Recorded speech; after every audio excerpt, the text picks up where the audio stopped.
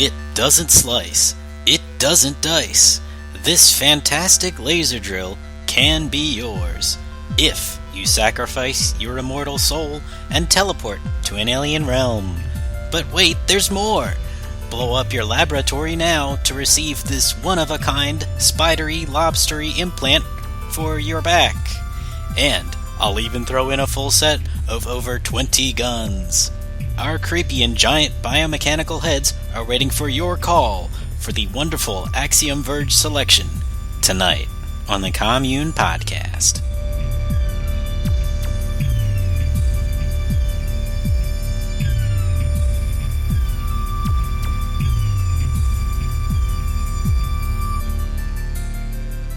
Hello and welcome to the Commune Podcast.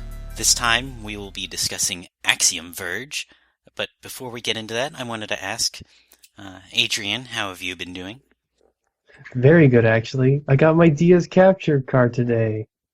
Hot dog. 3DS or regular? Regular DS. Nice. That's fine, because it was really cheap and it was the only one he was offering. Alright, glad to hear. Yourself, how are you doing? Just fine. Alright. Getting ready to make some chess pie. Chess pie? Yeah. Okay. It's when you take all the pieces from a chessboard, crush them up, and put them in a pie crust. The king is the best part. Yeah, you get a small hat if you got the king in your piece. Now, with us this time are two new faces. Nick, how are you doing? I'm good, and it's good that this new face, you can clearly see my new face. In Skype, you're showing up as a zombie guy. Doctor? Yeah. It's a robot. Oh. It's a detective robot. That's a problem that I have. I confuse zombies and robots. Well, a robot wearing a hat doesn't make a lot of sense, because a robot's head is already, stuff on top of it. Well, there's a lot of detail into it. He's kind of a robot that has the memories of a policeman. And he's a detective working on cases in the apocalypse. It's Fallout 4. Oh, okay, so it's just RoboCop. Got it. And his name's Nick. Yes, my name is also Nick. It's not just me liking him as a character because their names are Nick. But there's a little bit of brownie points there. It was meant to be. And with us for the first time ever is the indie luchador himself. Please introduce yourself. I guess the best way to introduce myself is, why the fuck would you invite me out of all people? Wait, am I allowed to say fuck? Yeah, you can Yes. You can say all the sailor words you like. Diaper I swear more biscuits. than anyone else Oh my in God. this chat. We'll have to see who can swear more. So, Eric, do you have a favorite indie Metroidvania? Actually, the best Metroid game I've ever played is called Axiom Verge. Never heard of it. I do like that a lot, it turns out. But there's one that a lot of people love and like talking about, but it's actually kind of a crappy game, so I won't even bring it up. Because fuck those guys. You're welcome. Okay. And what did you like so much about Axiom Verge? Oh, God. The sense that you could actually be pulled into the world. Everything about it felt special. Everything about it felt like it was placed there for a reason.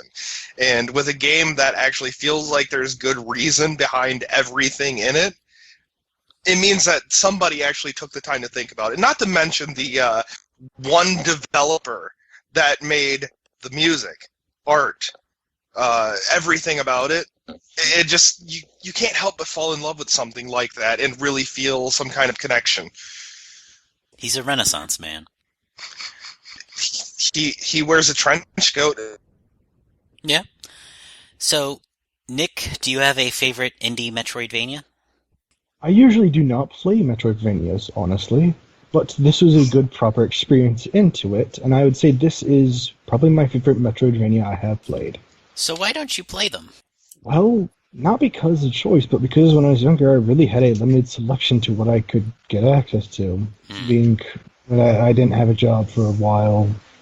And so, this was a really good introduction to it for me, as well as, I would say it's about, with looking at Castlevania and Metroid, this was much more of a Metroid than a Vania. Sure, I could see that. Yeah, I'd love to talk about the term Metroidvania. I know we have our misgivings about the term, but can we set them aside? And yourself, do you have a favorite Metroidvania? What's one that I've played? Oh, wait, is it? You didn't say indie that time. I meant to say... It's supposed to be indie, yeah, right? Because you're supposed to say La Mulana. Yeah, I know. La Mulana was the one I was going to say, so... It's indie, right? It's also not a Metroidvania in any sense of the word. It's just a regular adventure platformer. But without getting into that, what I like about La Mulana so much is that, well, first of all, there's a heavy emphasis on sort of survival-based excursion. So you always start from the same point, and so you constantly are trying to get deeper and deeper, essentially, into this temple. So when you say that, you mean like the only save point is up at the beginning of the dungeon? Yeah, I guess you could think of it as sort of like a roguelike, but it's not really, because there's not any type of experience or items that you're trying to hold on to. It's just that because you're always starting at the same point, there's a lot of emphasis on efficient navigation, learning new paths. You really get a lot of benefit out of finding shortcuts because you're going to have to make your life last. And I also really like that a lot of the puzzles in the game are sort of like riddles where they'll give you clues in different points, but it's not necessarily based on going to different places and hitting the right switches in the right order. It's about going to different places and finding the right statue and writing down the right thing about it. That it gives it a neat extra level of gameplay that is more akin to what you'd see in a story-based adventure game. Yeah. Okay. And Adrian, do you have much experience with indie Metroidvanias? No, this is the only one I've played. What's your favorite regular old non-indie Metroidvania? You mean the real ones? Well, either games from Metroid or Castlevania or any other series that might be considered Metroidvania. I haven't played the Castlevania ones, so to me it's a toss-up. It's a toss-up between Fusion and Super. Okay, sounds good.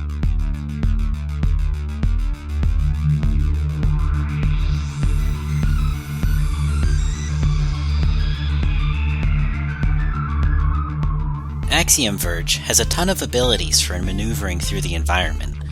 How do they change the way you interpret the world, and how are they balanced?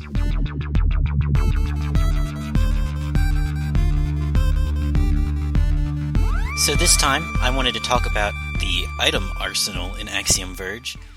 Because it is a quote-unquote Metroidvania, a big part of Axiom Verge is all the different items you can get, and there's quite a wide array. So I wanted to get a good idea of how they all fit together. So Adrian, what is your favorite ability? And by ability, I mean something that occupies one of your buttons that is not the shoot button. I think the little drone thing I actually think is probably the coolest. Okay. How unique is the drone from the rest of your abilities? For one, it's the one thing that probably sets it the most apart from Metroid. A lot of things in it, you'll find similar, like the grapple beam is like straight out of Super Metroid. I think the game does a good job of staying away from Metroid's design space, except for the grapple beam. Yeah. But the one I think that really is the most unique is probably the drone. I mean, stuff like the phase walk is a bit more limited in use. I call it the phase walk, but it's the one where you just double tap and move through one block wall. That's all it is. But the little drone that you shoot is a good counterpart to the morph ball. But the best part is how you're able to shoot into high off areas that you can't reach. So in some ways, it's almost like a way to extend your jump and be able to go to places you couldn't reach, minus all the abilities you would have as Trace. You don't just drop the drone where you are, you can launch it to someplace. Yeah, and that opens a lot of neat tricks that you can use with it so you can find secrets, and I found a lot of them using that drone, so that's what I really like about it. It's also good for scouting ahead and killing enemies, especially some of those bullshit zombies that just pop out of the ground. It sounds like that's pretty uniquely always useful, because no matter what Trace can do, that's always going to extend your reach in some direction. Yeah. I guess maybe the only thing I don't really think this is a problem, but you can totally cheese the game by abusing that drone. Because the fact of the matter is that you can send that thing out as many times as you like and kill everything ahead without any danger to Trace. And even if it gets destroyed, you only have to wait for its health to regenerate before you can just shoot it and send it off again.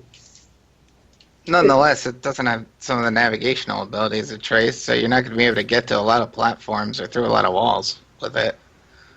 Right. So that's one way they limit it, but I still find that I can use that a lot, but I just don't because I don't feel like it. If I am in a hard place, I'll do it maybe once to learn it. Mm-hmm. I could do it all the time if I wanted, but honestly, it just slows the game down so much. Yeah, it's not really fun to play as, so why would I want to use it?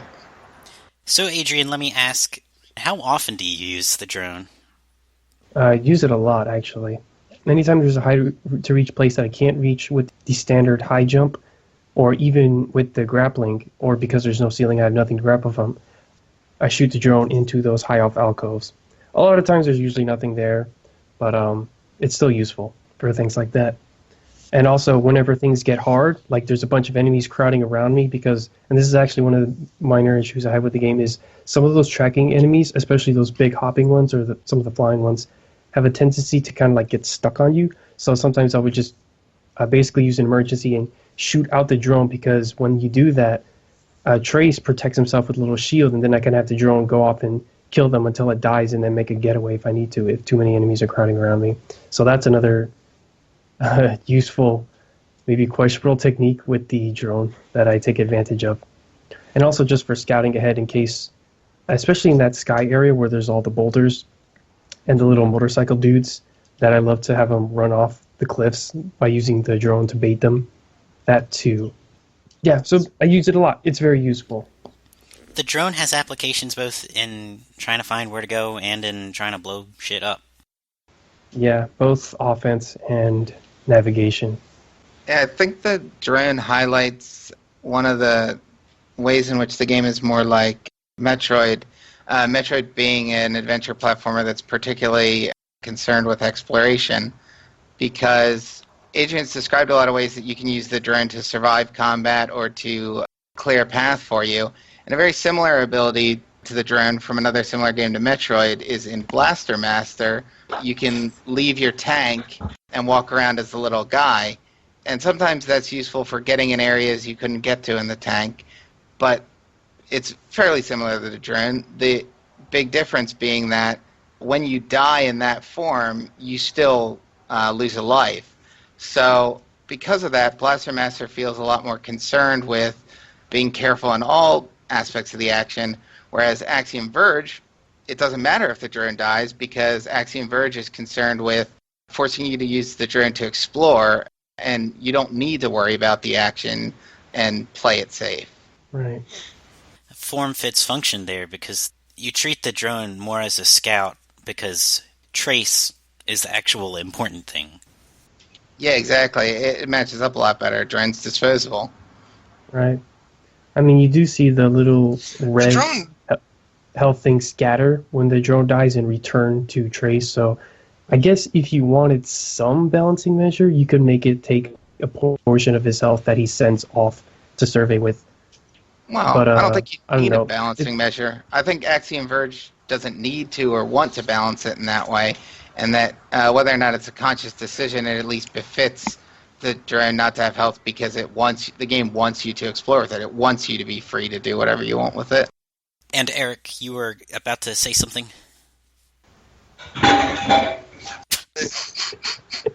The drone for me was mainly just used for finding secrets. There's so many fucking secrets in that game, of course, being a Metroidvania. I will stick to the term Metroidvania because saying side-scrolling platforming 2D action-adventure game takes too goddamn long.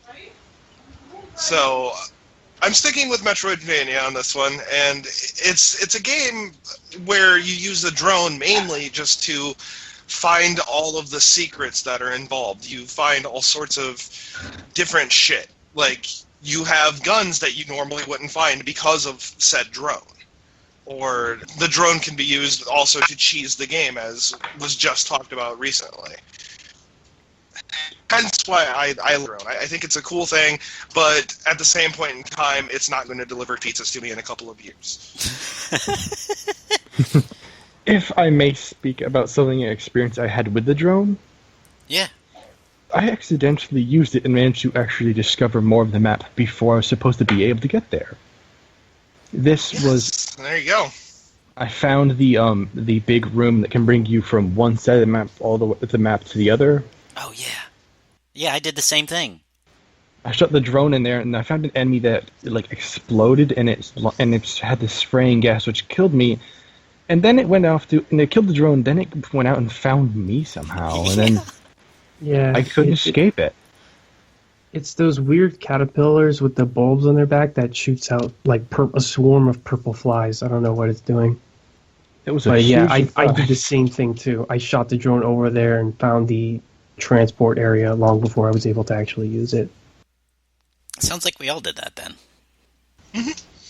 It's interesting that we all had the frame set in mind of exploration. Yeah, that we all got the same cue from the game to do that.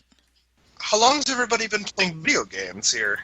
Oh, jeez. I don't know, 2 decades? Like a day or two. When I was born, I picked up a Game Boy. They like crush your hand because it was so When I small. was born. No, it fell on my face and it broke my nose, but I lived. Yeah. When I was born, I had a game controller in my hand, and my mother said, "Well, you're never going to amount to anything with these video games." And I said, "You're right, Mom." Ah, good Then ending. So you Then she beat me and then burnt me with her crack pipe. yeah. Anyways, I don't think the drone ever becomes replaced or useless. I'm about 7/10 through the game, so Yeah, I can confirm. that's all I got to say about that. So, Nick, do you have a favorite ability in Axiom Verge? I would say that the trench coat and the lab coat both are very favorites of mine, not because of their usefulness or how they can make you useful in battle. I thought it was a really good way that suddenly the world is how you view puzzles and places changed entirely. It really helped me get a better sense of, oh, that's how I get past this, and now I can explore in certain specific ways. But they were able to plan ahead to make so you need a lab coat specifically to get through this way, instead of being able to use this just through the... Could we just quickly explain what the lab coat and trench coat do? Yes, the trench coat allows you to, if you double tap against the wall, you will try to phase through it. It allows you to pass through one width. However, the lab coat allows you to do this both in air and allows you to do it 2 blocks, I believe. Yeah. So it's a wall that otherwise looks unpassable. And eventually you get one that puts you through 3 blocks. Well, I suspected as much, but that's a spoiler. You're welcome. Also, the cake is a Con- lie in the end. Just to let you know. So, Nick, how often do you find yourself using the coat? Well, I try to explore explore areas often, but I really didn't get to use it. I didn't use it as much as I expected because I did try it on multiple walls to see if there was any secrets. Because really, there are some games that you'll go to the end of the wall, soon past it, and you find, oh, there's a whole other area behind here. Yeah. It really did help me look at the whole levels a whole different way, though, and I could appreciate that. Yeah, a good ability in one of these kind of games will get you to reinterpret the layout of the world. And it's interesting how you might take a wall for granted as a solid wall, and then suddenly this ability asks you to reinterpret what you're seeing. Mm-hmm.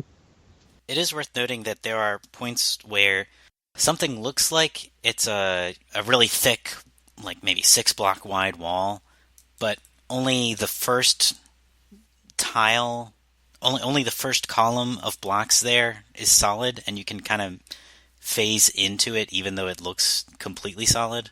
Did you have any experiences with that? I did, but I cannot clearly remember them at this moment, but it was a very big surprise when it happens because sometimes you'll try to use it just to see hey, is this a secret? And your exploration is rewarded. Yeah, you just need a sense of what looks fishy or suspicious, and you're not always right, I find. Yeah. Yeah. How much more useful is the trench coat than the lab coat? The trench coat is the one that lets you teleport in any direction, and the lab coat is the one where you can only teleport while you're standing. Okay. I found it much more useful as there was a puzzle a while back that was so certain I would be able to walk through. There was a wall that seemed like it'd be fine, but I could tell for some reason that there was a block that was just in the way. That either made me realize either way that it would be something that allows me to go for 2 blocks, one that allows me to go in the air and to the teleport, or something that allows me to place blocks. Yeah, that's interesting, that based on the abilities you had already gotten, you were able to sort of see upcoming situations, and even though you didn't have the ability you needed, you still could tell that, your old moveset was going to expand.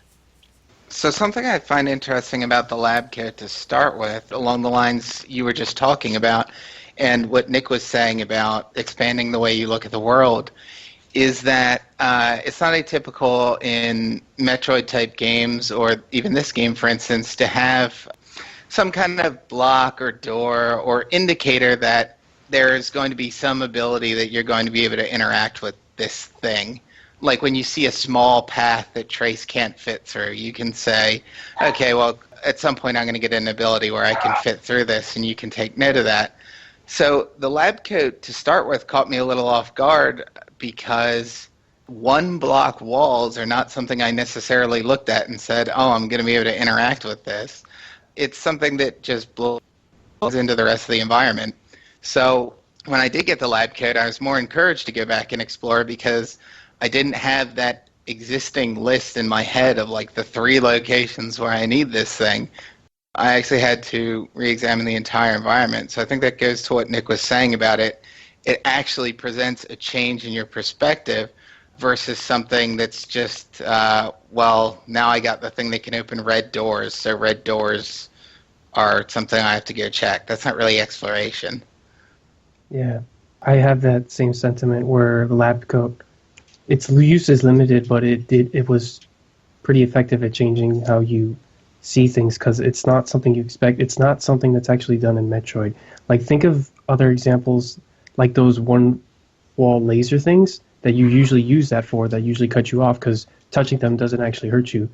You would think, oh, maybe I get a power-up that allows me to run through laser walls, or you get literally one of the guns that allows you to hit buttons through the walls because it's not obstructed by the tiles. So, yeah, much like you, I was also caught off guard by the lab coat. And sometimes I would actually still forget about it, where I would think, oh, I need to drill through this. Oh, wait, no, I have to go through it. Yeah, it's also something that doesn't like really clearly signal you. You actually have to be paying attention to notice those kind of walls. Yeah. Because those kinds of walls are built out of the rest of the stuff that... Yeah. Or the stuff that the rest of the environment is built out of. Exactly. Mm-hmm. Especially some of the secrets I want to fake you out with some of the background tiles that are like darker covered, but actually look more like the ones that are not actually solid. And to give you an idea of what I mean by that, I actually don't have this picture. But there's a picture where I found I actually drilled the passenger side of this blue room. And basically I could just jump through this sort of side vertical corridor and basically avoid all those scorpion enemies and those little rolling ball enemies that jump around. Has any of you guys also found that? I believe I did. I'm not sure. I think I know the room, yeah. Yeah. I gotta find it. Because to me that was a really cool moment exactly. in that game. Oh good, thank God. Yeah, that game is, once you start really exploring everything and then just like figuring out how you can actually break the game and then realizing the game wants you to break it, you start finding all sorts of cool little shit like that. Mm-hmm. Yeah. So yourself, do you have a second favorite ability? Now you're trying to be clever, but no. No is the real answer. But if I had to talk about one, I'd say the laser drill. So how unique is it from the rest of your abilities? The laser drill is sort of an in-between because it's a weapon and it's also an ability. So the drone does that a little bit in the sense that the drone itself can attack, but it's not quite the same. The laser drill is just a sort of continuous attack that goes a couple character lengths in front of you and that you can aim in multiple directions the same way you aim your shot, and you can just hold it out. And it also will break through certain types of walls.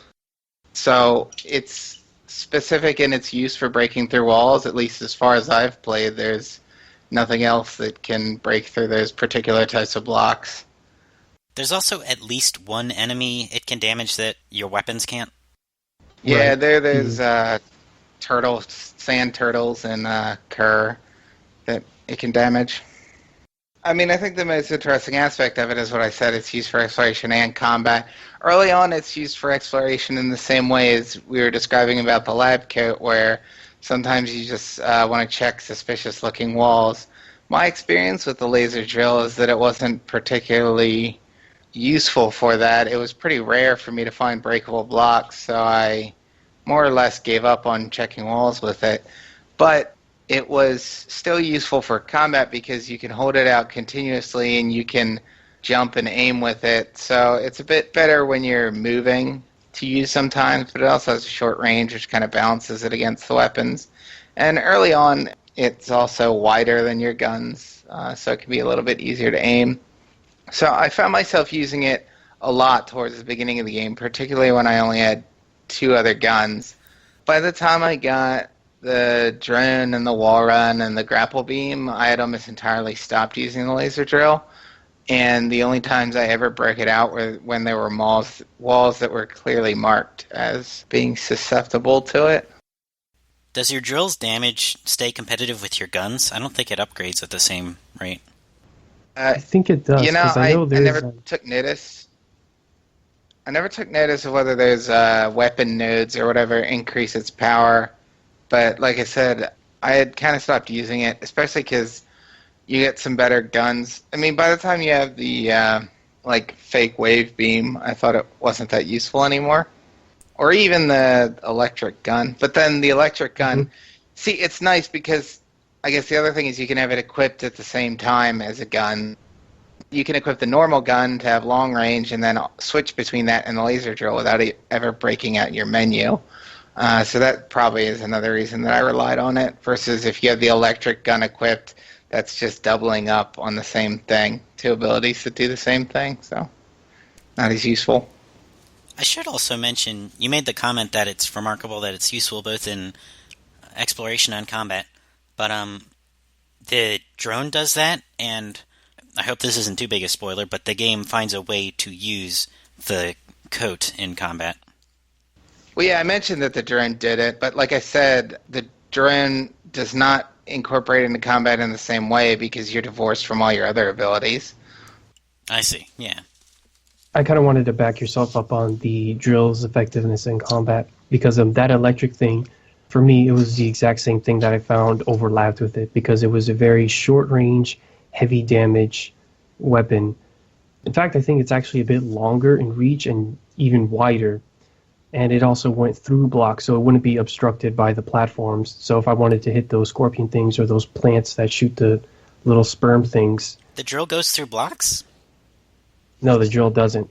But the electric thing, the green electric gun does. I see, okay, I misunderstood. So that's when I saw a weapon overlap enough of the drill's function that I found it more useful and I didn't use the drill as much. The only one disadvantage to the electric thing versus the drill is, aside from the enemies that can only be hurt by the drill, is the rate of fire of the electric thing. Like, if an enemy needs multiple hits, and the rate of fire of the electric, if they're so close that the rate of fire of the electric drill is spaced out so that they can still hit you, that's the only drawback, whereas, the drill is continuous. If they're in front of you, they're going to get hit multiple times a second, whereas there's that brief pause, actually like half a second, with the electrocutor.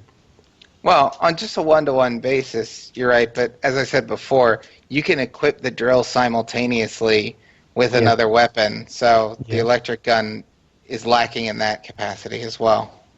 Mm-hmm. And last, but certainly not least, Eric, do you have a favorite ability?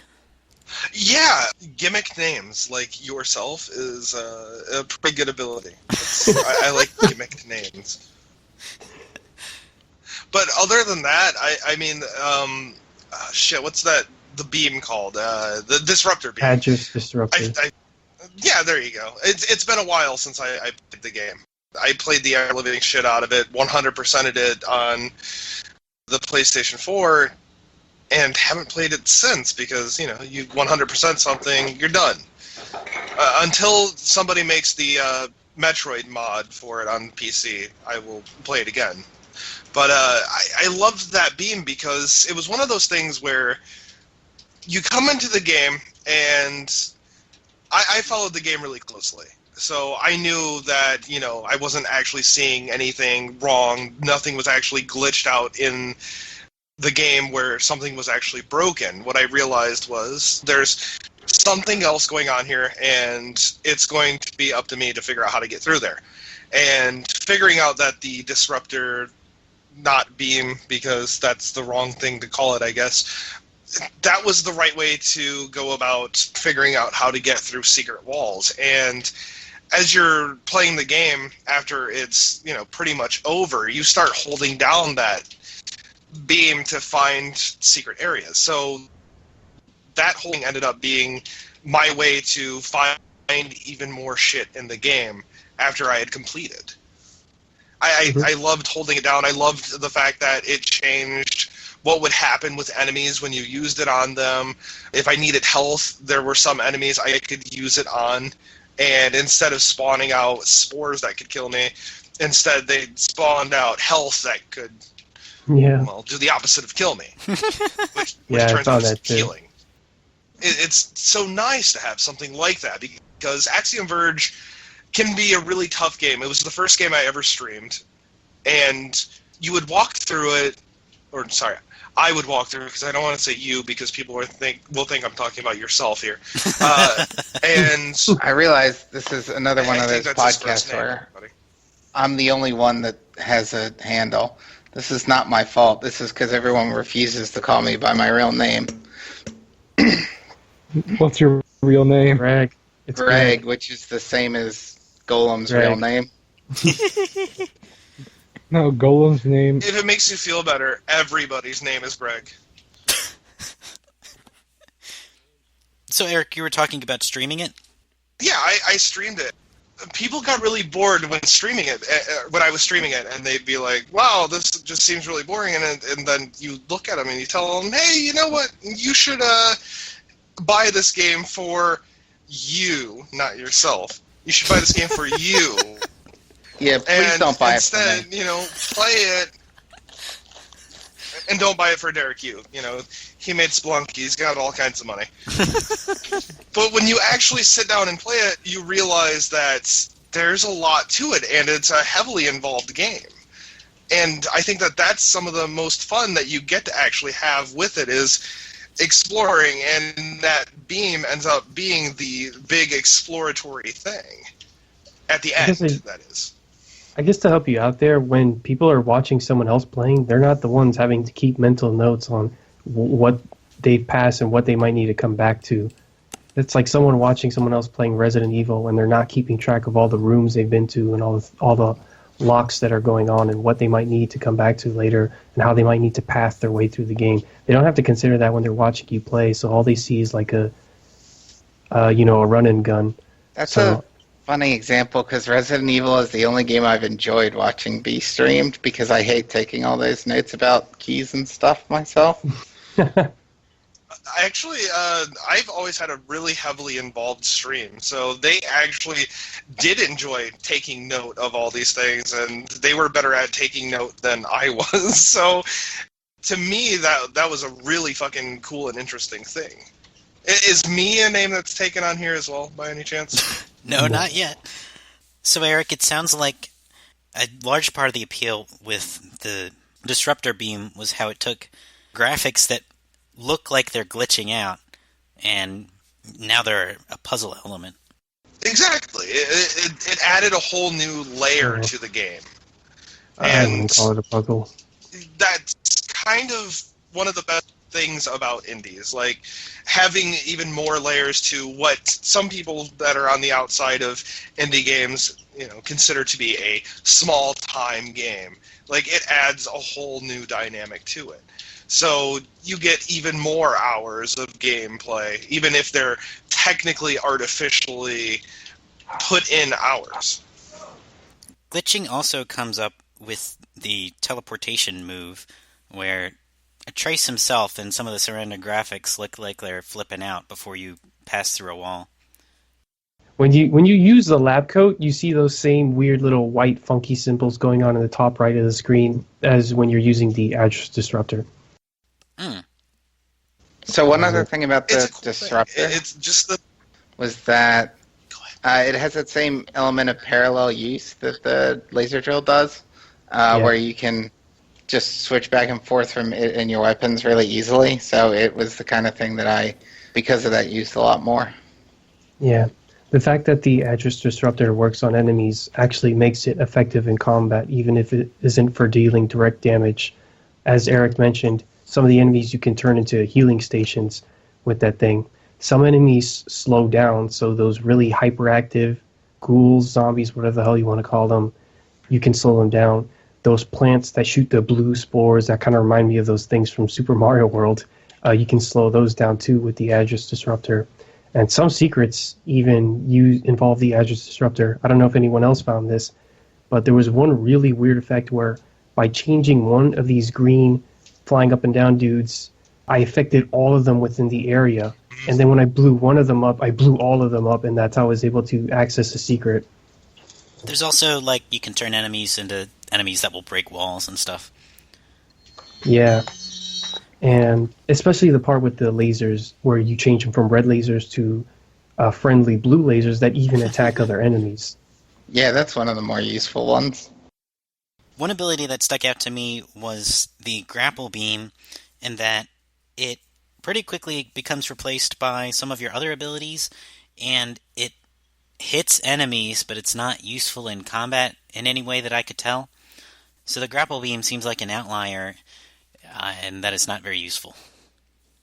It's also one of the ones that's just clearly borrowed from other games. I mean, not that grapple beam is such a unique idea that there's any one game it's most strongly associated with anymore, but it certainly comes across as less unique than the other ones we've described so far.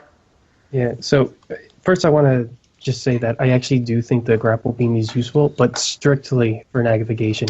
I've never used it really to hit enemies with, and that's mainly because it defaults to shooting diagonally up, which is something that I already have a ton of guns that outreach it for going in that direction, and it's not particularly powerful either. So I don't really use the grappling hook for hitting or stunning enemies or doing anything like that. But it's still good for swinging around and reaching high places that the normal jump can't, and that you don't want to just send the drone off to that, but you need to go there yourself. It's still good for that. All right. The one thing I do find, and in all fairness, it feels really good to grapple around. Actually, yeah, it has a nice sense of momentum, I guess. Oh, I was about to say it doesn't have momentum. No, it doesn't have momentum. It feels terrible. I found it to be so finicky because he launches off at a fixed angle, so one, that kind of throws me off. And the fact that he doesn't carry much momentum and he moves in a fixed arc. And there's another one. Oh, yeah, his sprite, offsets lower than when he initially launched, and that one really fucks me up. So where the trajectory doesn't even line up with where his sprite was at when he lets go of the grapple. So that one, what the hell? The other thing is the grapple itself actually has to physically move and attach to something, and I swear the grab box on that thing is smaller than it actually looks, because I played it back and looked at it clearly go through some of those tiles and just not grab it. So that was one thing that bugs me, because in the boss room, one of the boss rooms before you get it, where it's really huge and has all those pillars in the air, the one where you fight the giant scorpion, there's a door that comes from the ceiling that I think, oh, yeah, I can just grapple across, but it's so hard to get through that. And it's because it keeps going through some of the tiles. Some of the finickier aspects of the grapple beam is the only thing I don't find useful. But the one thing I do have to commend it for so far is that it feels a lot more useful than it did in Super Metroid. And in fact, it doesn't even appear at all in Metroid Fusion. And that's because one major difference is that, unless Golan, don't you dare spoil this for me, there's no space jump. Oh, I thought you were going to say because there's no explicit blocks for it. There's no space jump. That's one major difference, and the fact that there's no space jump. So those high off areas, if you can't reach it with your high jump, your default high jump, then the grapple is the only other way you go, and that's when you look at the platform and see, okay, what can I grapple off of? And to me, that is something Axiom Verge does that Super Metroid actually doesn't do. All right.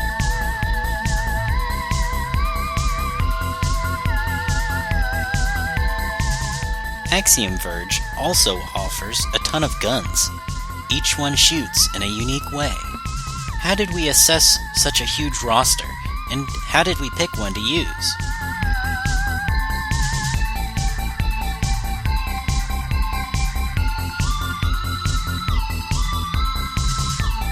Eric, do you have a favorite gun? I don't know what my favorite gun would be from Axiom Verge, to be completely honest with you.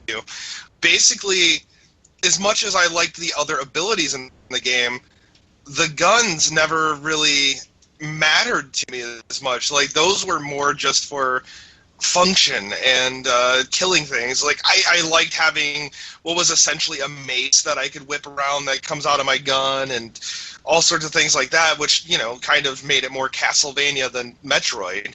But I don't think I really ever had a favorite gun. When you say it's more Castlevania than Metroid, well, how do you mean that, actually? Just the fact that, you know, with that one gun, it made it more melee-based, because you were in close range with said weapon. I don't even remember what it was called. It's been so long since I played this game at this point. Yeah, I know what you mean. Well, I guess what we can I think there's a is, lot of cool fucking guns. Yeah, there's a really wide array. So, Eric, it sounds like you got use out of a wide array of guns and didn't really find particular use with any one of them? No, because your default gun is better than most of the guns in the game. Like, sure, the shotgun's cool when you first get it because it's the first gun that you really get. But your first gun, you keep on upgrading by finding different things in the game to upgrade it. Like the size of your bullets and all this other kind of stuff. So it ends up being the best gun in the game. And all in all, it's an incredibly uninteresting gun, especially, you know, when you play a lot of action games or, you know, I played Axiom Verge, but I already had Enter the Gungeon, and I've also played Borderlands, and I've experienced much better, more interesting guns in video games. Axiom Verge's strong suit was not guns. I thought the upgrades applied to all your guns. Yeah, they do. Nonetheless, I was going to say they might.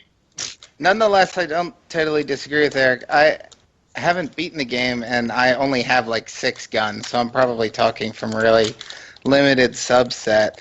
But I agree with the idea that regardless of the multiplicity of the guns, the first one is particularly useful just because it's long range and has a high firing rate. And because Axiom Verge tends to have largish rooms and smallish enemies, it's useful to have something that shoots long and shoots fast. But what you really want is, yeah, something that can just hit things from far away pretty reliably. And so I ended up gravitating towards it a lot, at least among the guns that I got. Okay, you make a compelling argument. And it's not like, actually, and on the subject of damage, although I guess we'll get to this more as we talk about more of the guns, I didn't notice, at least in the ones I have, a big damage difference. So the fast firing rate was kind of, that ended up being more important. My trouble with that gun was that I needed more coverage. With some of the guns, like some of the triple shot guns, you're able to shoot around ledges that you can't with just a straight shot, and that's useful just for cheesing enemies out. The guns kind of divide into 2 subsets. There's like my default gun that I'm going to stick with most of the time, and then the gun that I use in weird situations like what you're describing when there's something around a corner or something. Okay. So yeah, it's not universally useful, but I don't think any of the guns are. The problem with the guns is they never really remain useful. It's the shotgun that's useful in the beginning, and a gun that bounces. at one point in time that are useful for opening some doors. Other than that, the guns didn't seem to be useful for anything else except for solving puzzles. I kind of like that, though. It was nice that you constantly get new guns, and it changes how you shoot stuff a little bit. I'm with you on that, wholeheartedly. Alright, it's good to have your whole heart. Nick, did you have a favorite gun? I don't think I had a favorite, but I liked each of the different guns and how they could dynamically change things, but I didn't only use the main gun. There's some, I can't remember the exact guns I used, but I did actually regulate between them so that I have much better area that I could cover. So what's one gun in particular that wasn't your main gun that you used? That one that lets you shoot off a large amount at once, and they bounce off the walls, but it's just a flash of shot.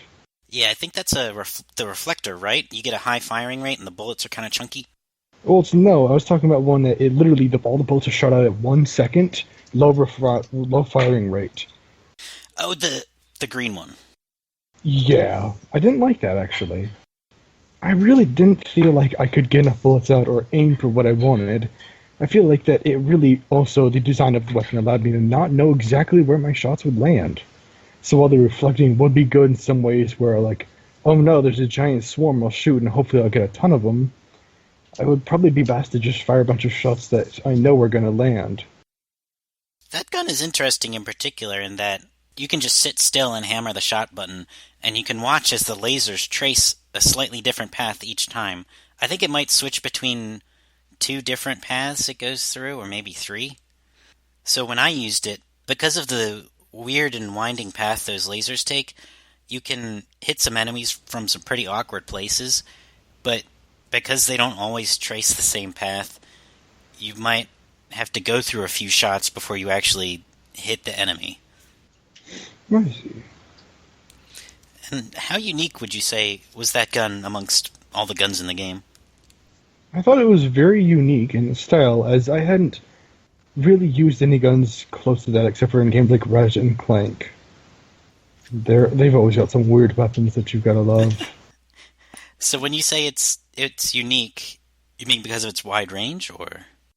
Because I would say that not only the long range, but because of the way that the shots sort of spiderwebbed out suddenly. And it was a long, sudden shot.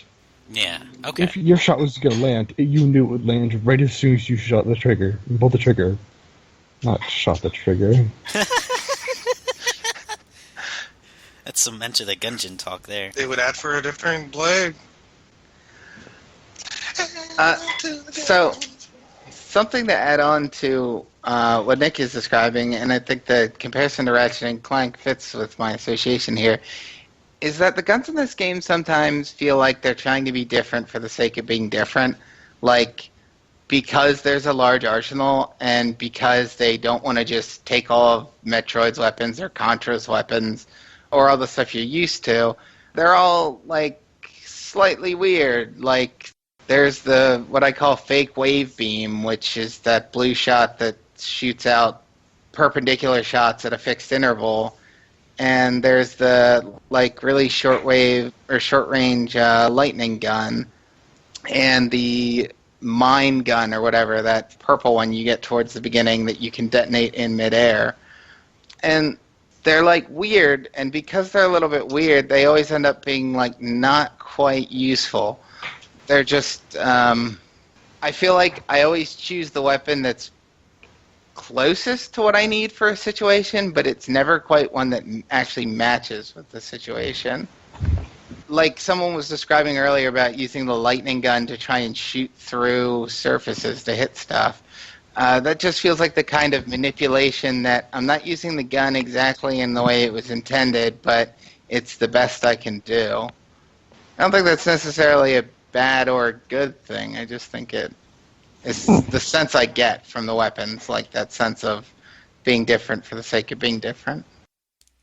I did want to add, not related to what you said, but Nick, the green laser thing is pretty unique, and the only other game I can think of with a similar laser spread is Darius 2, where by the end of the game, you have this huge laser spread, and some of them shoot diagonally behind you, and some of them splinter down and then to the right, and it gets some pretty wacky and weird coverage of the screen, much like the laser gun here. R-Type 3 has a reflecting laser that I find to be particularly annoying to use. The shotgun on the third type? I can't remember which it's associated with. Okay. I can't remember with which it's associated, but it's not that crazy. It's not like it shoots out a million lasers. It just shoots out two. But having to use walls when you're moving a lot vertically makes reflection more difficult. Yeah, okay. Yourself, do you have a favorite gun? The regular, reflector gun, the yellow one that shoots spinny things, that's pretty useful. Or I found that to be pretty useful and a pretty good replacement for the default gun, because it doesn't have as long a range. It doesn't have infinite range, but it has a pretty decent range, such that on a single screen you can still hit most stuff. And it has a fast firing rate, a wideish projectile, and because it bounces, you can do that thing like I was talking about, trying to make stuff work in situations, or just trying to find the best thing that works. There's a lot of flexibility to using the reflector gun, because you can shoot at the wall or shoot at the floor or the ceiling, because you can aim in 8 directions. So I can tend to get it to work for almost any situation I need with just a little bit of tweaking to my position and aim. Once I got that, I'm only like an hour past where I got that, but I haven't really used anything else since. Yeah, I found it pretty useful.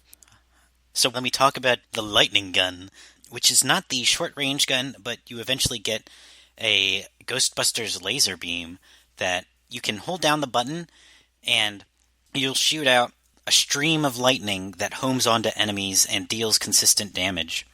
Oh, so it's Alexis, or whatever, Dragoon? Yeah. It's Alicia Dragoon. Alicia Dragoon? Yeah, Alexis Dragoon, whatever. That's her sister. So it's useful because I don't have to think about aiming at enemies as much, and also because no matter what cockamamie angle I need, that gun will do it because it always tracks the enemy. So it's a lot easier to take cover using that lightning gun, and it's good that it comes at the end of the game because I never want to use anything else. Yeah, actually another game I played that has a similar gun is Thexter, which I believe is related to Alicia Dragoon. And it works really well, and I think Thexter is also like a maze-type game, and I think it generally works when you're when you're dealing with like weird environments and stuff, because you still have to get close enough and get a line on an enemy to aim at them for the first time, so that still forces you to progress through enemies in order. Like, you can't just run through the game holding the button, but then once you get your lock on, it allows you to focus on defense. So I don't know how exactly the same it is in Axiom Verge, but I thought it was cool there. Okay. Adrian, can I ask you to describe the short-range lightning gun? Oh yeah, the green electrocutor one. Yeah, that I mentioned before. All right, what about it? How unique is it from the rest of the guns? Well, to be perfectly honest, once I started getting a bunch of more longer range guns and ones that were also as wide, like the reflector, it started losing differentiation. But the one major property of that gun is actually that the fact that you can hit things through the tiles. Almost every other gun is going to be obstructed by the environment except that one. That is still the one major advantage that it has over every other gun, which is why occasionally I will still switch to that one. The Nova, on the other hand, I quickly fell out of use, and I almost never use that thing anymore. So which one is the Nova? The Nova is the one that you shoot and you remotely detonate it. Oh, that's right. The Nova's a little weird in that it's the only gun that's used to solve a puzzle. You use it to hit the switches. Yeah, I wouldn't call that a puzzle. Same thing with it's that and the electrocutor are both required because of how they can hit switches in ways that you couldn't normally access them. The electrocutor is required for that? I guess I just don't remember that early. I thought it was, because you get it from when you meet that first robot head. I forgot her name already. That's where you Elsa get Nova. it. Yeah, Elsa Nova. I think it's right there where she is. I'm pretty sure he's right that there is something you have to do with it. Okay. Yeah. But still, a large majority of the guns are totally irrelevant to hitting switches and are just used for killing stuff. Yeah, the Nova and the Electrocutor, I forgot its name. This is really bothering me, but I'm just calling it the Electrocutor. They're both unique in that you actually need them to, hit switches and actually continue through the game. But otherwise, the Nova, it's actually surprising that I found that gun as useless as it was, because you think something that you can detonate remotely would be more useful, but the one problem is the fact that, one, it doesn't do as much damage as you think it would, considering its slow rate of fire.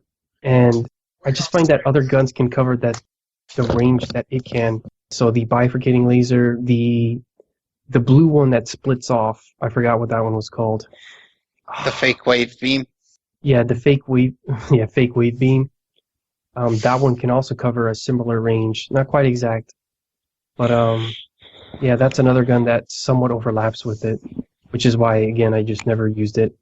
And because of its slow rate of fire, that's another thing that put it below those other guns. Yeah, the low firing rate, or the low travel rate, really seems to be there specifically for the purpose that when you're using it, you have to detonate it at a specific time to hit something, so you want to be able to aim it easily. But that doesn't work out in combat when things are actually moving really fast, and by the time you try to aim at something, it's moved out of the way.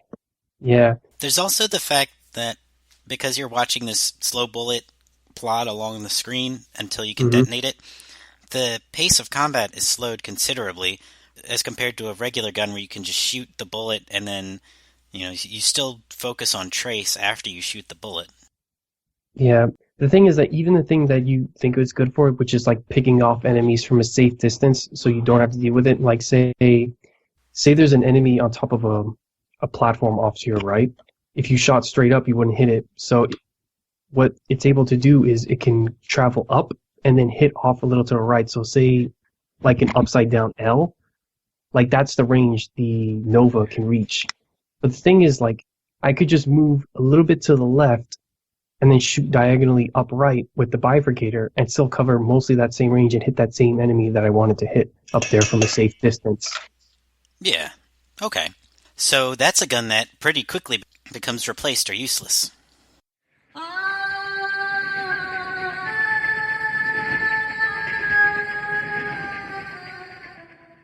Eric, if you were Trace, what would you eat?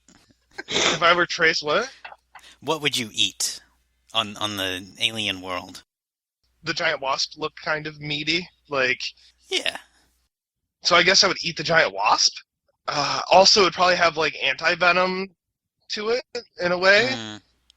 I think that's how that works, yeah. I feel pretty safe in saying that. When you eat someone, you get their powers. Yeah, so I would eat the giant wasp. Nick, if you were Trace, what would you eat? My sideburns. I have to agree. Talk about your shaggy pie, Ghost. Shaggy pie. If I were Trace, that's what I would eat. All the shaggy pie. Oh, God. All right. Adrian, if you were Trace, what would you eat? I don't know. Bubbles. Bubbles? Okay. And yourself, if you were Trace, what would you eat? Yeah, it's not a really good question. I would eat chess pie if I landed on an alien world. Okay. Pie. I have a question. Yes. If you were in that alien world, would you kiss one of the giant lady heads? If I kissed one, I think they would eat me. I don't imagine but they were that nice. kiss going Would well. you like that? Oh, wait. Sorry, spoiler alert. I didn't hear it, I so didn't hear you. don't say anything. I didn't hear a spoiler. Oh, you guys are so lucky. You guys are so lucky. All right, Eric, any final words? Is there anything you would like to share with us? Nah, I don't know. I mean, I technically I could, but I don't know.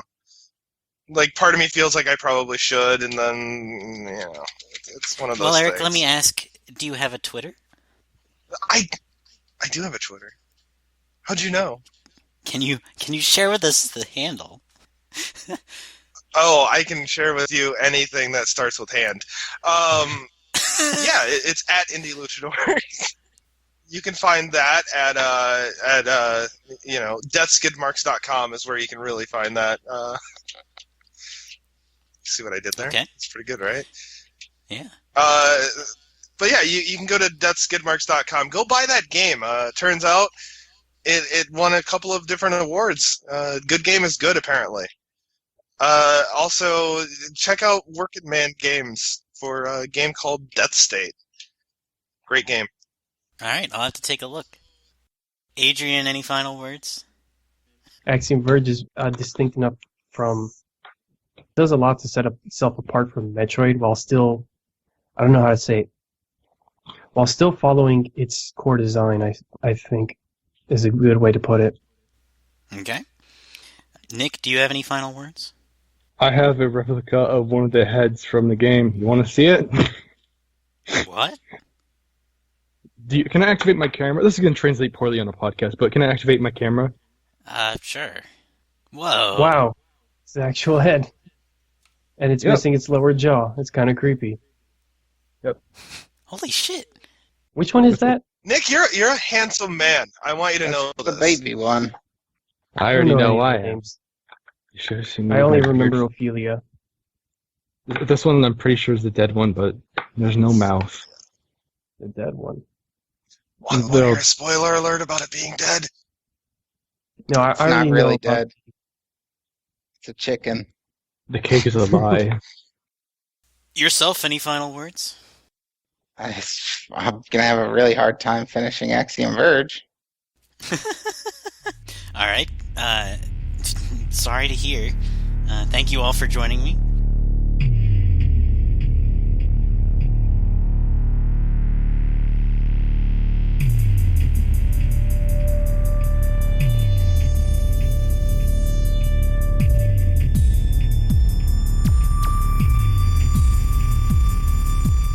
All music in this podcast is from Axiom Verge.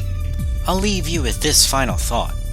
We talked about the usefulness of each item, but we didn't give much thought to how they complemented one another. Does the drone feel like it fits in the same game as the lab coat or the laser drill? Does it even matter how much items complement each other, so long as the levels are designed around them? Would a Metroid item like the speed booster or the screw attack work alongside Axiom Verge's items? Why or why not? If you have any comments or questions, please email vgcommune@gmail.com. Cognition for listeners of the Commune podcast can be described as a sub-algorithm whose behavior is to perceive properties of its parent algorithm. If you have perceived any algorithm as reality while enjoying the Commune podcast, please disengage immediately.